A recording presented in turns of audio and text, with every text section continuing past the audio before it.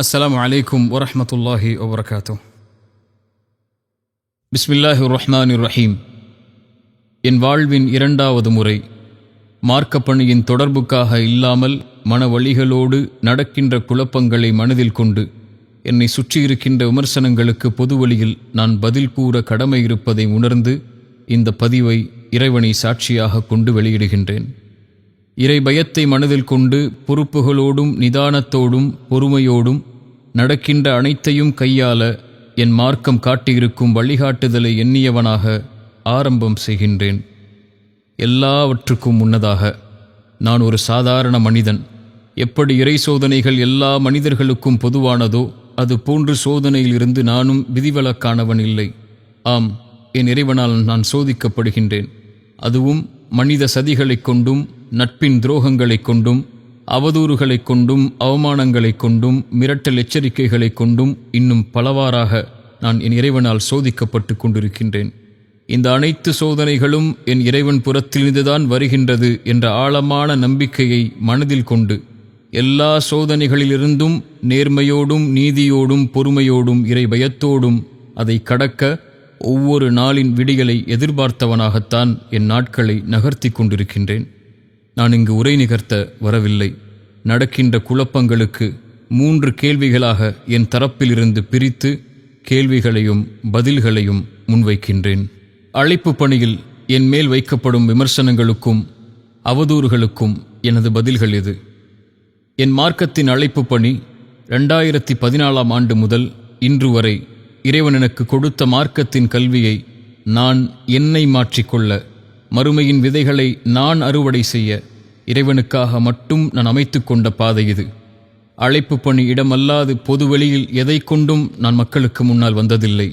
மார்க்க நிகழ்ச்சிகளுக்காக இல்லாமல் வேறெங்கிலும் நான் பொதுவெளியில் கலந்து கொண்டதும் இல்லை. இதுவரை நான் ஏதாவது ஒரு தனிப்பட்ட இயக்கத்திற்காக, கொடிக்காக, தனிப்பட்ட கொள்கைகளுக்காக இந்த அழைப்பு பணியில் செயல்பட்டிருக்கின்றேனா? ஏதாவது பொருளாதார உதவிக்காக, பணத்தை தர்மத்தை வசூல் செய்வதற்காக ஏதாவது மேடையில் ஏறி அழைப்பு கொடுத்திருக்கின்றேனா? ஏதாவது நிகழ்ச்சிக்கு சென்று பணம் கேட்டு பொருளாதார உதவி கேட்டு நிகழ்ச்சி ஏற்பாட்டாளர்களிடம் முறையிட்டிருக்கின்றேனா? இறை உதவியால் 500 மேடைகளுக்கு மேல் இறை மார்க்கத்தை முழங்கிய நான் எங்காவது பணம் பெற்று அழைப்பு பணி செய்திருக்கின்றேனா? வாகன செலவு, தங்கும் செலவு என்று எதற்காவது யாரிடமாவது பணம் பெற்றிருக்கின்றேனா? அழைப்பு பணியின் வீடியோக்களை யூடியூப் சோஷியல் மீடியாக்களில் பதிவு செய்து அதன் மூலமாக ₹1 நான் பெற்றிருப்பேனா? என் அழைப்பு பணியில் இதுவரையிலும் எல்லா செலவுகளையும் இறைவன் எனக்கு வழங்கிய பொருளாதாரத்திலிருந்து மறுமையின் நலனை நாடி மனிதர்களிடம் எதையும் எதிர்பார்க்காமல் என் இளமையை, என் நேரங்களை, என் பொருளாதாரத்தை இறைவன் ஒருவனுக்காக செலவு செய்தவன் நான். அதை என் இறைவன் நன்கறிந்தவன்.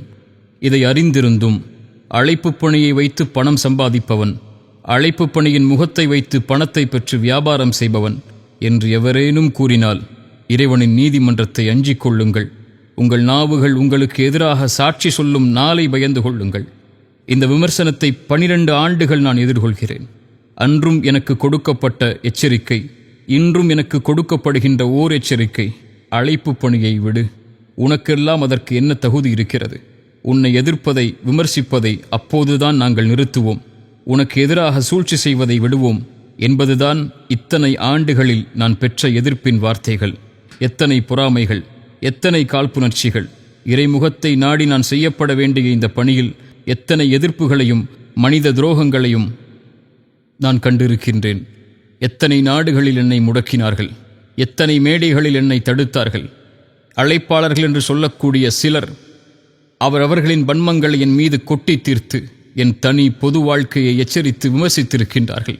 நான் தீவிரவாதத்தை தூண்டுகிறேன் என்று என்னை விசாரித்து சிறையில் அடையுங்கள் என்று என் சமூகத்தின் தலைவர்களே என்னை பல நாடுகளில் காட்டிக் கொடுத்த நிகழ்வுகளையெல்லாம் என் கண்களால் கண்டிருக்கின்றேன். என்ன செய்துவிட்டேன் நான்? சிறு வயதில் அழைப்பு பணிக்கு வந்தது தவறா? கட்டுக்கதைகளை கூறாமல் நேரான பாதையில் இறை உதவியால் நவீன தொழில்நுட்பங்களை பயன்படுத்தி மக்களிடம் சென்றடைந்தது தவறா? எந்த ஒரு தனிப்பட்ட இயக்கத்திற்காகவும் கொடிக்காகவும் உழைக்காதது தவறா? சமூகத்தின் தலைவர்கள் இயக்கங்கள் என்ற பெயரில் மக்களை போராட வைத்து தங்களுடைய சுயநலனுக்காக மக்களின் பொருளாதாரத்தை பயன்படுத்துவதை கேள்வி கேட்டது தவறா?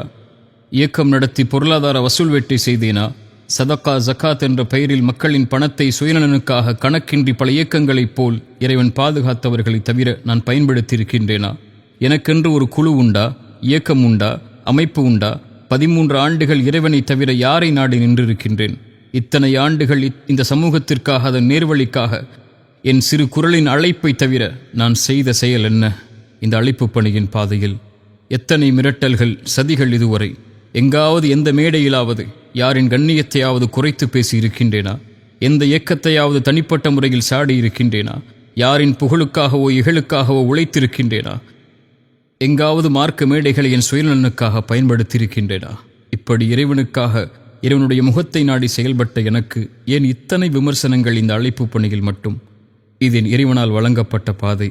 இதில் மிரட்டல், அவதூறுகள், எச்சரிக்கைகள் எதை கொண்டும் என்னை தடுத்து விடலாம் என்று யாராவது நினைத்தால், என் இறைவன் என்னோடு இருக்கும் வரை, என் உயிர் என்னோடு இருக்கும் வரை அது நடக்காது. எவரும் என்னை தடுத்து விடவும் முடியாது. என் இறைவனுக்காக இந்த குரல் என் இறுதி மூச்சு வரை ஒலித்து கொண்டே இருக்கும். என் இறைவன் அதற்கு துணை நிற்பான். இதில் புகழ், கண்ணியம், அங்கீகாரம், மக்கள் கூட்டம், மக்களின் ஈர்ப்பு, மக்களுடைய எதிர்ப்பு, பொருளாதாரம் என எதுவும் எனக்கு தேவையில்லை, என் இறைவனின் அங்கீகாரத்தை தவிர. இரண்டாவது, என் மீது வீசப்படும் விமர்சனம் என் தனிப்பட்ட குடும்ப வாழ்வை பற்றி. குடும்ப வாழ்க்கை என்பது பொதுவெளியில் பேசப்பட வேண்டிய அம்சமில்லை. நியாயங்களை மக்களிடம் முன்வைத்து கேட்பதற்கு இது ஒரு சமூக பிரச்சனையும் இல்லை.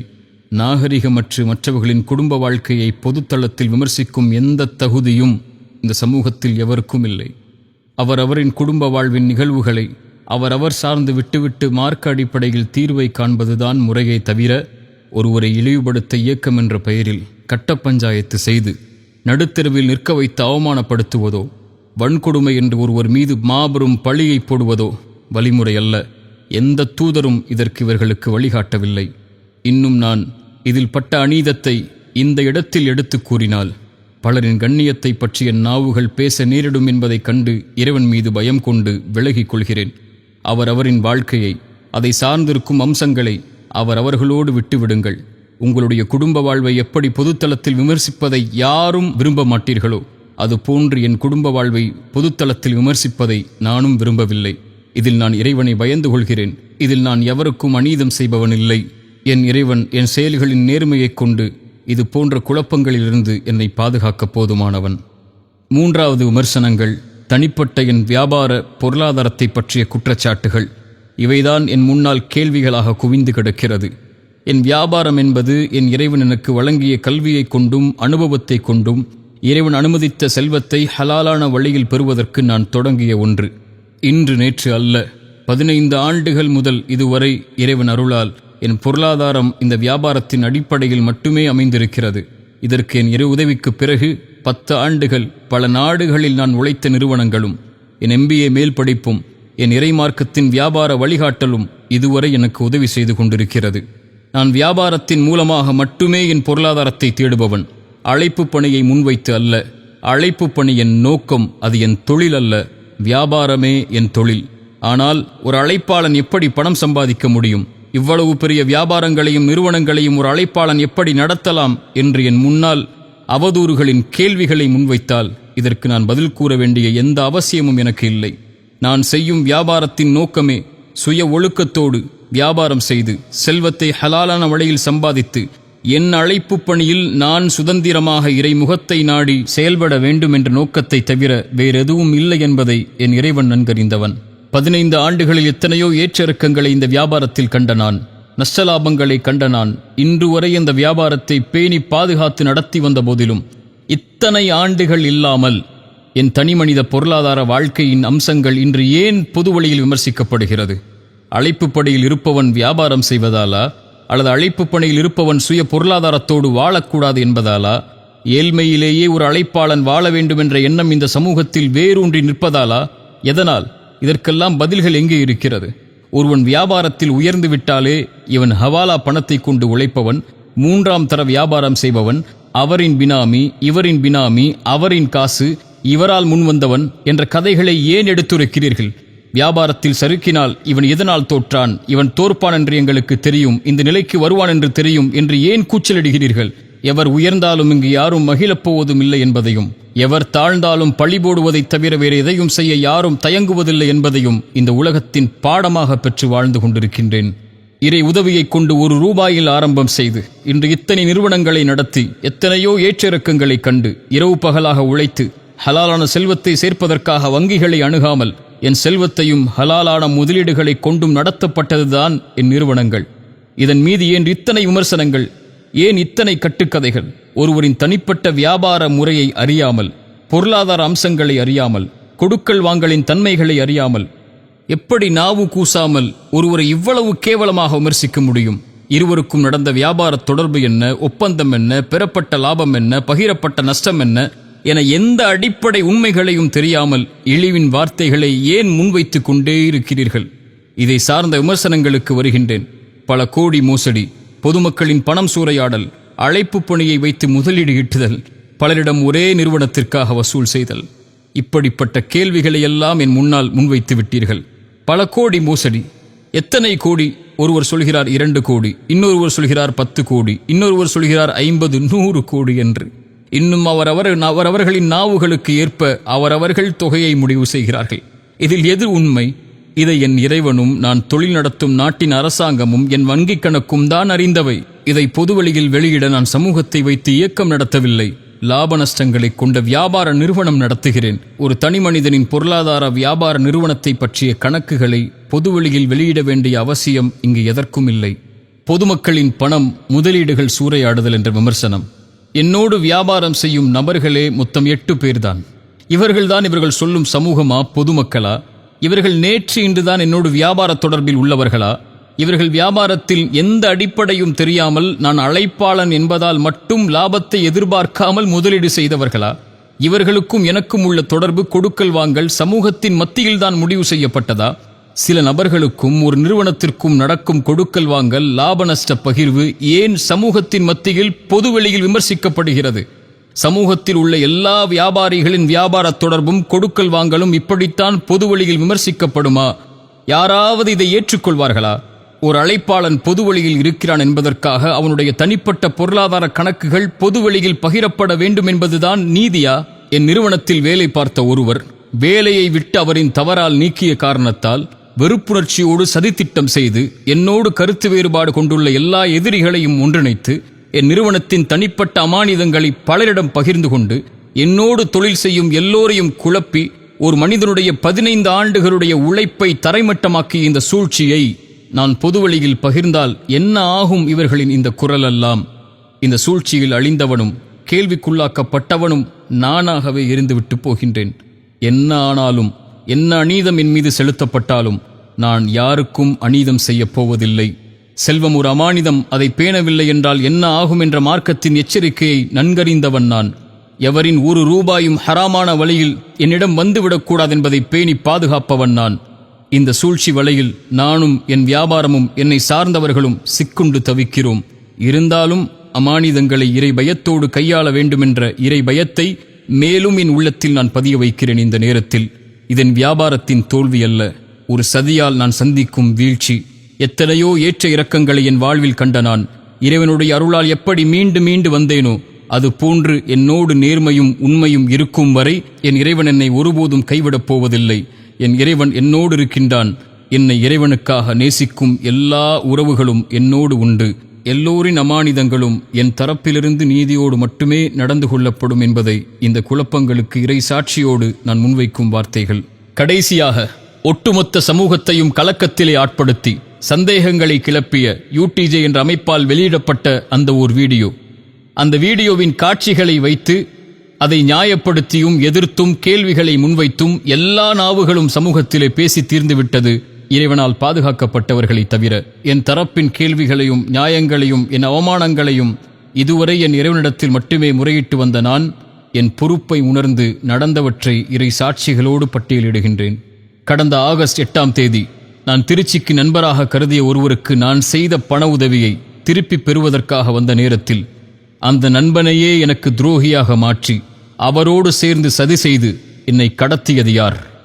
4 வாகனங்களை கொண்டு என் வாகனத்தை தடுத்து நிறுத்தி ஓட்டுநரை அடித்து காருக்குள் ரவுடிகளைப் போல் ஏறி என் மொபைலை என்னிடமிருந்து பறித்து ஒரு கட்டுமான பணி நடக்கும் இடத்திற்கு என்னை வலுக்கட்டாயமாக கடத்திச் சென்றது யார்? மார்க்க ஜமாஅத் என்று சொல்லும் நீங்கள் என்னை பாதிக்கப்பட்டவர்களுக்கு நீதி பெற அழைத்துச் செல்கிறோம் என்று அழைத்துச் சென்ற இடம் பள்ளிவாசலா, அல்லது உங்கள் ஜமாஅத்தின் தலைமையகமா, அல்லது கட்ட பஞ்சாயத்து செய்யும் முழுமை பெறாத கட்டிடப்பணி நடக்கும் ஒரு வீடா? இதுதான் நீதியை பெற்றுத்தரும் உங்களுடைய இடமா? என்னை ஒரு அறையில் அடைத்து ஜமாஅத் என்ற பெயரில் 10 சிறுவர்களையும் வாலிபர்களையும் பயன்படுத்தி கட்டுமான ஆயுதங்களையும் கத்திகளையும் கொண்டு இந்த இடத்திலிருந்து நகர்ந்தால் உன் உயிருக்கே உத்தரவாதம் இல்லை என்று மிரட்டி என் மொபைலை, என் உரிமைகளை, உடைமைகளை பறித்தது யார்? நான் கடத்தப்பட்டது என் மனைவிக்கு தகவல் தெரிந்ததும் காவல்துறைக்கு அவர்கள் அறிவித்து விட்டார்கள் என்பதை அறிந்தவுடன் பயந்து வந்து UNTJவின் தலைவர் ரஃபி அவர்களே, என் முன்னால் வந்து என்ன சொன்னீர்கள்? லீகலா போறியோ, காவல்துறைக்கே தகவல் கொடுத்துட்டியோ, நாங்க எவ்வளவு பெரிய ஜமாஅத் தெரியுமா இந்த ஊர்ல, காவல்துறை எங்களுக்கு வந்தால் சல்யூட் அடிக்கும், அவங்க வர்றதுக்குள்ள உன் கதியை என்ன ஆக்குறோன்னு பார் என்ன மிரட்டி என்னை தாக்குதலுக்கு உள்ளாக்கியது யார்? கட்ட பஞ்சாயத்து செய்ய உங்களின் நபர்கள் நீங்கள் கடத்தி சென்ற இடத்திற்கு வருகை தருவதற்கு முன்னால் காவல்துறைக்கு நீங்கள் கடத்திய சம்பவம் தெரிந்துவிட்டது, மாட்டி விடுவோம் என்ற பயத்தில் என் முன்னதாகவே வந்து தானாகவே 100க்கு கால் செய்வதைப் போல் கால் செய்து இங்கு பிரச்சனை நடக்கிறது, இவரை அழைத்துச் சென்று விடுங்கள், நாங்கள் பாதுகாத்து இந்த பிரச்சனையிலிருந்து ஒப்படைக்கிறோம் என்று ஒரு நாடகத்தை அரங்கேற்றினீர்களே, மறந்துவிட்டீர்களா? 100க்கு தகவல் தெரிவித்ததால் ஒரு போலீஸ் வந்தவுடன் நீங்கள் நடத்திய நாடகத்தை தான் அந்த வீடியோவில் இந்த உலகம் பார்த்தது.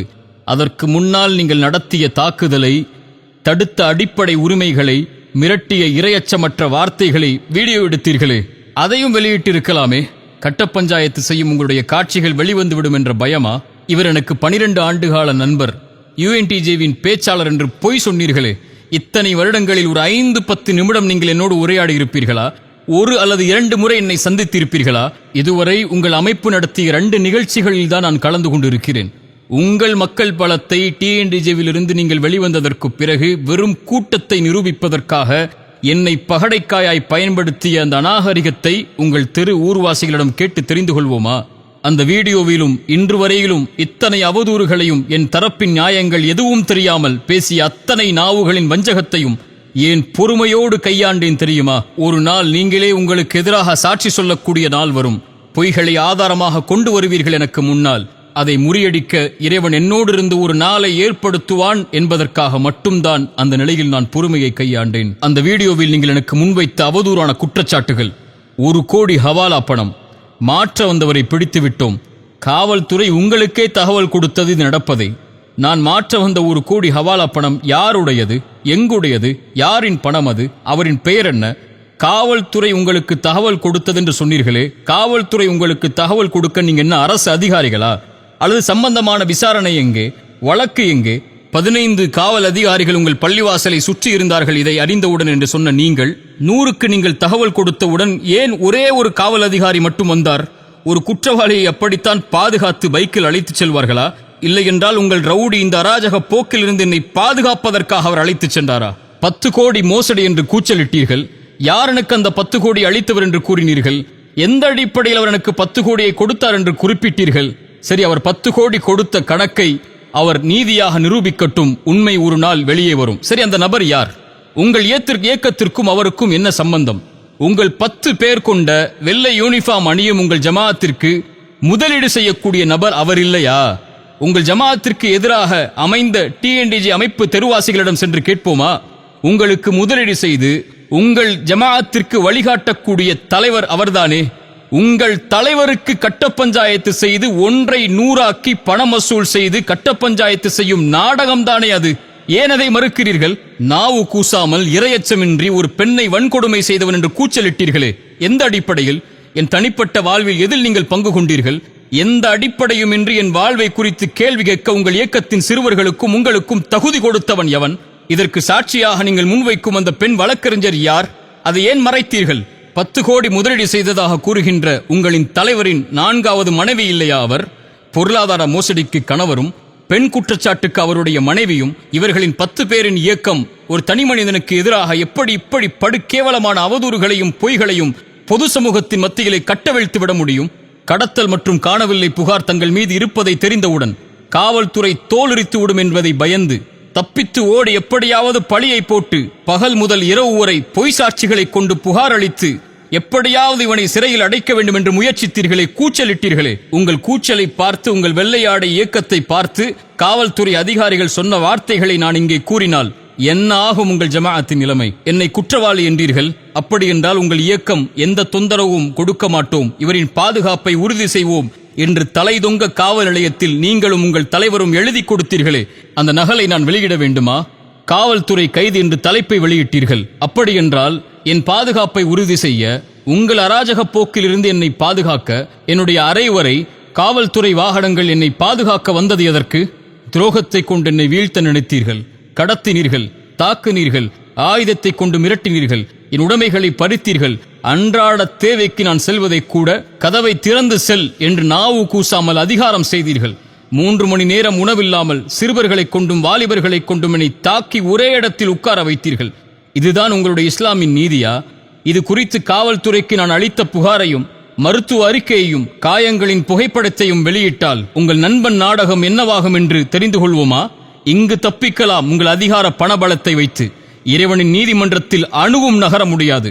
என் தரப்பின் நியாயம் வெளிவராது என்ற குருட்டு நம்பிக்கையில் என்னை பற்றி, என் வியாபாரத்தை பற்றி எந்த அறிவும் இல்லாமல் 1 மணி நேர வீடியோவை வெளியிட்டு அவரிடம் பணம், இவரிடம் பணம், இல்லாத ஸ்கூலுக்கு பணம், ஒரே நிறுவனத்தை வைத்து பல முதலீடு என்ற அடிப்படை ஆதாரமற்று இங்கு தேடினோம் அங்கு தேடினோம், தொடர்பு கொள்ள முடியவில்லை என்று பொய் கூறி உங்கள் ஜமாஅத்தின் முதலீட்டாளரையே வேற ஆள் போல் காட்டி, அவரின் 4வது மனைவியையே குடும்ப வழக்கறிஞராக காட்டி பொய்களை அரங்கேற்றி இருக்கிறீர்களே, இதற்குத்தான் இத்தனை நாட்கள் தேவைப்பட்டதா? அவரிடம் பணம், இவரிடம் பணம், இத்தனை முதலீடு என்று 1 வாரமாக என்ன செய்வதென்று தெரியாமல் என்னோடு தொடர்பில் இருந்த எல்லோருடைய பட்டியலையும் வாங்கி, பணம் திருப்பி கொடுக்கப்பட்டவர்களின் பட்டியலையும், லாபங்களை வாங்கிக் கொண்டு என்னை விட்டு சென்று விட்டவர்களின் பட்டியலையும், எந்த வியாபார அறிவும் இல்லாமல், உடன்படிக்கைகளை பார்க்காமல், 2 தரப்பின் நியாயங்களை பார்க்காமல் ஒருவர் மீது பொருளாதார பழிபோட ஏன் இவ்வளவு போராடுகிறீர்கள்? சரி, என்னை விமர்சித்தீர்கள். சரி, என்னிடத்திலே உங்களுக்கு 1000 முரண்பாடுகள் இருக்கலாம். இதற்கு எல்லளவும் தொடர்பு இல்லாத ஒரு முசல்மாவாகிய என்னுடைய அன்பிற்குரிய மனைவியை ஹலாலான முறையில் திருமணம் செய்து வாழும் ஒரு பெண்ணை நாவு கூசாமல், நாவுகள் பேச தயங்கும் நரம்பில்லாத வார்த்தைகளை வெட்க உணர்வில்லாமல் நடுத்தரவில் வைத்து ஒரு கண்ணியத்திற்குரிய ஒரு பெண்ணை பேச உங்களுக்கு தகுதி கொடுத்தவன் எவன்? உங்கள் குடும்ப பெண்களுக்கு, பிள்ளைகளுக்கு முன்னால் இதே வார்த்தையை பயன்படுத்துவீர்களா? இப்படித்தான் இறை தூதர் உங்களுக்கு வழிகளை கற்றுக் கொடுத்தார்களா? ஒரு முசல்மாவாகிய ஒரு பெண்ணின் கண்ணியத்தை இறக்குவதற்கு உங்களுக்கு எவர் தகுதி கொடுத்தது? என் வீட்டிற்கு ஆள் அனுப்பி என் தந்தை தாயை மிரட்டி ஒரு ஒப்பந்தத்தில் கையெடுத்திடும் வரை வீட்டை விட்டு வெளியேற மாட்டோம் என்று உங்களின் தலைவரின் 4வது மனைவியையும் அடியாட்களையும் வைத்து வற்புறுத்தி கையெழுத்து ஒன்றை வாங்கிச் சென்றீர்களே, மறந்து விட்டீர்களா? அதை மறைத்துவிட்டு பேசுகிறீர்களா? 5 மாதங்களாக என் நிறுவனத்தில் வேலை பார்த்து நாகரிக குறைவால் நீக்கப்பட்ட ஒரு பெண்ணை கையாளாக வைத்துக் கொண்டு மற்ற ஊழியர்களுக்கு பணம் கொடுத்து, என் தம்பிகளாக, உறவுகளாக நான் என் சொந்தம் போல் வளர்த்தெடுத்த என் ஊழியர்களை முதுகில் நெஞ்சில் எனக்கே குத்த வைத்து, என் பத்திரங்களை, காசோலைகளை திருட வைத்து, என்னோடு வியாபாரம் செய்யும் எல்லா நபர்களையும் குழப்பி, ஒரு நிறுவனத்தை அல்லாமல் ஒரு தனி மனிதனின் வாழ்க்கையை அழிக்க துடிக்கும் உங்களுக்கு என் இறைவன் எதை கூலியாக கொடுப்பான் என்பதை பொறுத்திருந்து பாருங்கள். உங்களின் அரசியல் பணபலத்தை வைத்து எதையும் நிரூபித்து எனக்கு ஆதரவாக பேசும் எல்லோரையும் திருப்பும் முயற்சியில் கூட நீங்கள் வெற்றி பெற்று விடலாம். இறைவனிடத்தில் எப்படி தப்பிப்பீர்கள்? பொய் புகார்களை கொடுத்து, பொய்யான வழக்குகளை கொண்டு, அரசியல் பணம் விளையாட்டை வைத்துக் கொண்டு உங்கள் கடத்தல் தண்டனையை வேண்டுமானால் இந்த உலகத்தில் நீங்கள் தடுத்து விடலாம். இறைவனின் நீதிமன்றத்தில் எப்படி நீங்கள் தப்பிப்பீர்கள் என்பதை பயந்து கொள்ளுங்கள். இது குறித்த அவதூறுகளில் 10, 50, 100 கோடி என்று எந்த கணக்குகளும் இல்லாமல், நாவின் நரம்பில்லாமல் ஒருவர் மீது பழி போடும் இந்த மிகப்பெரிய பழிச்சொல்லை பயந்து கொள்ளுங்கள். ஒருவரின் கண்ணியத்தை அளிப்பதற்காக பெண் பொருளாதார குற்றச்சாட்டை கொடுத்தால் இறைவனால் கொடுக்கப்பட்ட கண்ணியத்தை உங்கள் கரத்தால் பறித்துவிட முடியும் என்ற இறை நம்பிக்கையின் அவாவை பயந்து கொள்ளுங்கள். உங்கள் செல்வ ஆசைக்கு உங்கள் நஷ்டங்களை மறைக்க ஒருவரின் மானத்தை அடகு வைக்கும் இந்த முயற்சியை பயந்து கொள்ளுங்கள். இறுதியாக, நான் நேசிக்கும் என் சமூகத்திற்கு ஒரு செய்தியை கேள்விப்பட்டால் எந்த ஆராய்வும் செய்யாமல், இரு தரப்பின் எந்த நியாயங்களையும் அறியாமல், இரு தரப்பின் எந்த வாதங்கள் விவாதங்களையும் அறிந்து கொள்ளாமல் ஒரு தரப்பை நியாயப்படுத்தி இன்னொரு தரப்பை மரணிக்க செய்து விடாதீர்கள். இறைவன் அதைத்தான் நமக்கு அறிவுரையாக சொல்கிறான். எந்த ஒரு அறிவும் இல்லாமல் எந்த ஒன்றையும் வெளிப்படுத்தாதீர்கள் என்று. இறைத்தூதர் சொன்னார்கள், கேட்பதையெல்லாம் மக்களிடத்திலே பகிர்ந்து கொள்பவன் பொய்யன் என்று. இறை நம்பிக்கை கொண்ட ஒரு அடியாருடைய பண்பை இறைமறை சொல்லுகிறது. ஒரு இறை நம்பிக்கையாளனை பற்றி அவதூறோ தவறான செய்தியோ வந்தால் அவர் அதை செய்திருக்க மாட்டார், அது மிகப்பெரிய அவதூறாகத்தான் இருக்கும் என்று தங்களின் மீது நல்லெண்ணம் கொள்வார்கள் என்று இறைமறை சொல்கிறது. தன் சகோதரன் மீது நல்லெண்ணம் கொள்வதை தன் மீது நல்லெண்ணம் கொள்ளக்கூடிய காட்சியாக இறைமறை நமக்கு அறிமுகப்படுத்துகிறது. யாரை பற்றியும் பேசாதீர்கள், யாருடைய கண்ணியத்தை பற்றியும் பேசுவதற்கு நமக்கு தகுதி இல்லை. யாரையும் அவமானப்படுத்துவதற்கோ, யாரையும் குறை காண்பதற்கோ, யாருக்கும் தீர்ப்பளிப்பதற்கோ நாம் உரிமையாளர்கள் அல்ல. எத்தனையோ தீர்ப்புகள் எனக்கு எதிராக அளிக்கப்பட்டு விட்டது. எத்தனையோ என் கண்ணியத்தை இழிகுலைக்கக்கூடிய செயல்களை பலர் இந்த சமூகத்திலே செய்து விட்டார்கள். இறைவனிடத்தில் இவை எல்லாவற்றையும் ஒப்படைக்கிறேன். என் தோழர்களாகிய என்னை நேசிக்கக்கூடிய இறைவனுக்காக என்னோடு இருக்கக்கூடிய சகோதரர்களுக்கு நான் சொல்லக்கூடிய வார்த்தை ஒன்றுதான், எவரை பற்றியும் பேசாதீர்கள், யாருடைய குறைகளையும் வெளிப்படுத்தாதீர்கள். தன் குறைகளை மட்டுமே கண்டதை சீர்படுத்திக் கொள்ளுங்கள். ஒவ்வொருவரும் மனிதர்கள்தான், ஒவ்வொருவரும் தவறு செய்யக்கூடியவர்கள்தான். தவறுகளில் இருந்து தன்னை திருத்தி மீட்டெடுத்துக் கொள்பவர்கள்தான் இறைவனிடத்தில் மேலானவர்கள். அப்படிப்பட்ட சமூகமாகத்தான் நாம் நம்மை வளர்த்திருக்க வேண்டுமே தவிர, குறையுடையவர்களையும் தவறு செய்பவர்களையும் விமர்சனத்திற்கு உள்ளாக்கப்பட்டவர்களையும் தீர்ப்பு கொடுத்து அழிப்பது இறை நம்பிக்கையாளனின் குணமல்ல. இறைவன் அதிலிருந்து எம்மை பாதுகாக்கட்டும். இறைவனிடத்தில் பிரார்த்தனை செய்கிறேன், யாரெல்லாம் இந்த அவதூறுகளில் இருந்து விலகி இருந்தார்களோ அவர்களுக்கு இறைவன் கண்ணியத்தை தரட்டும். யாரெல்லாம் அறியாமல் இந்த அவதூறுகளில் சிக்கி தவித்தார்களோ அவர்கள் எல்லோருடைய பாவங்களையும் இறைவன் மன்னிக்கட்டும். கடைசியாக என் போல் சோதிக்கப்படுகின்ற எல்லோர்களுக்கும் நான் சொல்லக்கூடிய வார்த்தை, லா தஹஃப் லா தஹ்சன், கவலை கொள்ளாதீர்கள், பயம் கொள்ளாதீர்கள். எதுவாயினும் இறைவன் நம்மோடு தான் இருக்கின்றான். இதை தவிர இந்த விமர்சனங்களுக்கு நான் எதையும் கூறப்போவதும் இல்லை. இந்த விமர்சனங்களுக்காக எந்த ஒரு வீடியோவையோ ஆடியோவையோ இனிமேல் வெளியிடப் போவதும் இல்லை. யார் தூற்றினாலும் அதை குறித்து கவலை இல்லை, யார் போற்றினாலும் அதை குறித்தும் கவலை இல்லை. எவரின் அங்கீகாரத்தை கொண்டும் இந்த சமூகத்திற்காக நான் உழைக்கவில்லை, என் இறைவனின் அங்கீகாரத்தை தவிர. இறைத்தூதரின் வார்த்தையை எனக்கே முன்வைக்கிறேன். இறைவா, இந்த ஒட்டுமொத்த சமூகமும் என்னை புறக்கணித்தாலும் நீ என்னோடு இருக்கும் வரை எதை குறித்தும் எனக்கு கவலை இல்லை. மேலும் அபூதர்தாவின் வார்த்தைகளை இந்த சமயத்திலே கூறிக்கொள்கிறேன். ஒருவேளை என் மானத்தை உங்களுக்கு முன்னால் கடன் கொடுக்கிறேன். வறுமையின் நாள் வரும், பேசுங்கள், எதை வேண்டுமானாலும் அது நன்மைகளாக திருப்பி வரும் என்ற நம்பிக்கையில் நான் பயணிக்கிறேன். இதை தவிர எந்த ஒரு ஆடியோவோ வீடியோவோ என் சார்பாக இந்த குழப்பங்களுக்கு வெளியிடப்படவில்லை. வெளியிடப்பட்டதாக சொல்லப்படுகின்ற எத்தனையோ ஆடியோக்கள் இதற்கு முன்னதாக பேசப்பட்டவை. இறைவன் எல்லாவற்றையும் நன்கறிந்தவன். எல்லா பிழைகளையும் இறைவன் மன்னிக்கப் போதுமானவன். எல்லா குறைகளையும் மறைக்கப் போதுமானவன்.